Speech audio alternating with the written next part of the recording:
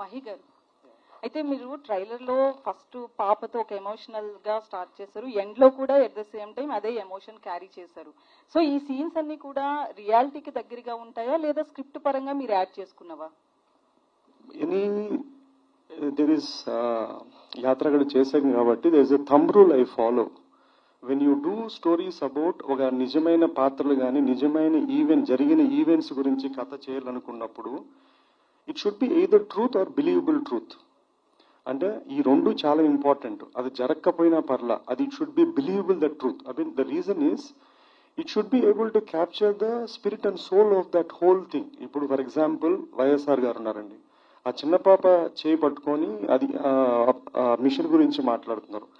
That is inspired from a real event జరగలేదు, కానీ ఆ మిషన్ పేదవాళ్ళకి ఫ్రీగా ఇవ్వాలా అనే ఆలోచన కానీ అది అమలు పరిచింది కానీ వైఎస్ఆర్ గారే. ఆయన ఆ స్కీమ్ వల్లే ఈరోజు దేశమంతా కూడా they follow that scheme. So I took what ever is the essence of it and try to make it. ఇప్పుడు ఆ గుడ్డి అతని సీన్ ఉంది, గుడ్డి అతను ద బ్లైండ్ పర్సన్. ఇప్పుడు ఆయన ఓదార్పు యాత్రకు వెళ్ళినప్పుడు ఎక్కడ చూసినా జనాలు ఉన్నారు. నేను యాజ్ అ స్టోరీ టెల్లర్, నేను అంతమంది జనాలు, అప్పటికి జగనన్న అనే క్యారెక్టర్ తెలిసిండకపోవచ్చు, ఏదో తూర్పు గోదావరి ఎక్కడో అక్కడక్కడ అంతక్కడ, కానీ ఎక్కడ చూసినా జనాలు ఉన్నారు. నా ఇంటర్ప్రిటేషన్ ఏంటి అంటే అక్కడున్న జనాలు ఎవరో వాళ్ళు తెలియదు, పేరు తెలియదు, మొహం తెలియదు, అందరూ వాళ్ళు ఉన్నారు. వాళ్ళు they are there to show support that మీ వెనకాల మేము ఉన్నామని చెప్పడానికి వాళ్ళు నిల్చుకున్నారు. So that is the essence what I took and tried to dramatize it to make it into a scene and అది.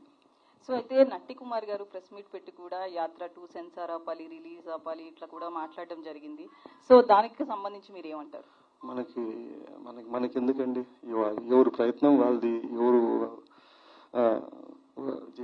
ఎవరిది వాళ్ళు చేసుకోమనండి, అంతే. నాట్ వర్త్ ఎ కామెంట్ అండి.